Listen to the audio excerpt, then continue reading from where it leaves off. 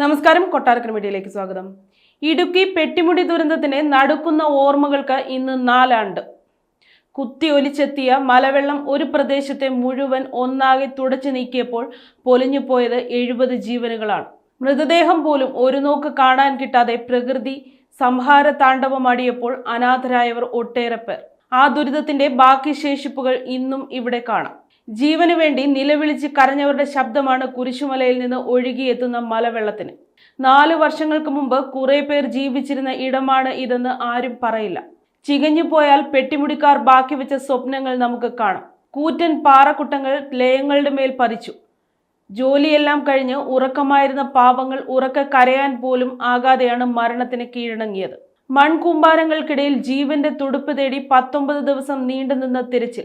അച്ഛനെയും അമ്മയെയും കെട്ടിപ്പിടിച്ചുറങ്ങുന്ന കുഞ്ഞുങ്ങളുടെ മൃതദേഹങ്ങൾ മനസ്സ് മരവിപ്പിക്കുന്ന കാഴ്ചകളായിരുന്നു. 14 കിലോമീറ്റർ അകലെ നിന്ന് വരെ മൃതദേഹങ്ങൾ കിട്ടി. 66 പേരുടെ മൃതദേഹങ്ങൾ കണ്ടെത്തി. 4 പേർ ഇപ്പോഴും മണ്ണിനടിയിൽ. ഇവരെയും മരിച്ചതായി കണക്കാക്കി സർക്കാർ ഉത്തരവിട്ടു. കണ്ണൻ ദേവൻ കമ്പനിയുടെ രാജമല എസ്റ്റേറ്റിലെ പെട്ടിമുടി ഡിവിഷനിലാണ് നാടിനെ നടുക്കിയ ദുരന്തമുണ്ടായത്.